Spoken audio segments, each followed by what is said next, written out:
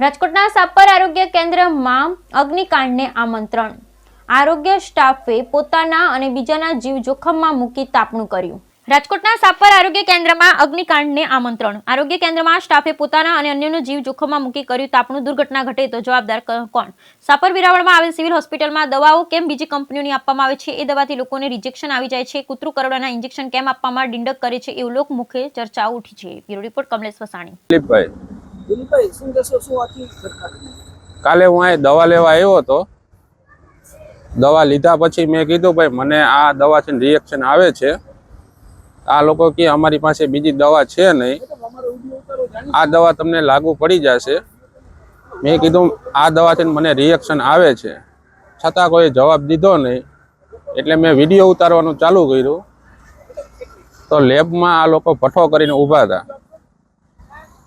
Light ત્યારે હતી કે નહોતી? લાઈટ હતી ત્યારે, અને 15 થી 20 માણસો અંદર હતા. આખો સ્ટાફ હતો, તાપતા હતા બધાય.